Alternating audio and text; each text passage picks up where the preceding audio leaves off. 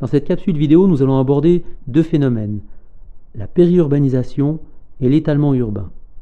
Depuis les années 1950, les villes ont connu une croissance très rapide.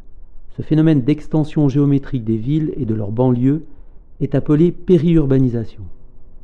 Nous avons abordé dans une capsule précédente la rurbanisation.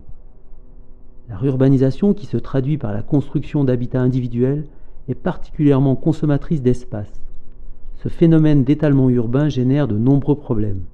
Je vous propose de regarder une vidéo sur l'étalement urbain à Grenoble.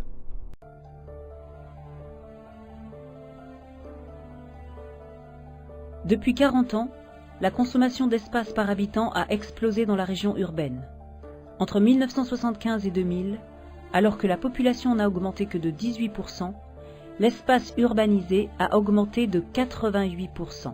Ce phénomène d'étalement urbain est lié à la multiplication des habitations individuelles dans des communes rurales éloignées des villes. Les terrains les plus faciles à urbaniser ont été utilisés et les espaces que l'on veut maintenant occuper sont précieux pour l'agriculture, fragiles, éloignés des réseaux publics et des services. À ce rythme, tous les espaces naturels et agricoles seront urbanisés dans moins d'un siècle.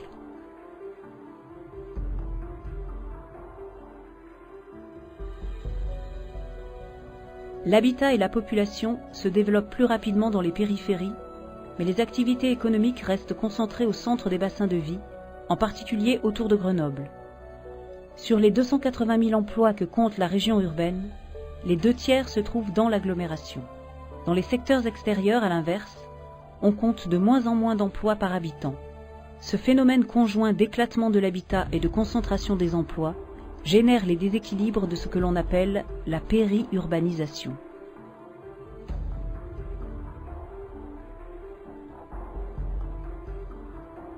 La région urbaine concentre une forte proportion de hauts revenus liés à la présence de cadres et d'emplois qualifiés sur le territoire. Mais les écarts de revenus sont importants entre les populations les plus aisées, habitant à la périphérie proche des grands pôles, et les plus défavorisées, vivant en zone rurale ou dans certains quartiers des agglomérations. Étalement urbain, périurbanisation, ségrégation spatiale. Ces trois phénomènes ont des conséquences lourdes pour le territoire. Allongement des distances, augmentation des bouchons, aggravation des pollutions, disparition des espaces naturels et agricoles, accroissement des dépendances et des inégalités entre territoires. Face à ces constats, impossible d'attendre que tout se règle tout seul, impossible de continuer comme avant. Récapitulons les problèmes posés par l'étalement urbain. Il s'agit de la consommation d'espace liée à la construction de maisons individuelles sur des terrains éloignés de la ville et donc moins chers à l'achat, de la disparition des espaces agricoles, des déplacements de plus en plus nombreux car les emplois sont majoritairement présents en ville alors que de plus en plus d'habitants résident loin de la ville. Ces déplacements sont à l'origine d'embouteillages et de pollution atmosphérique.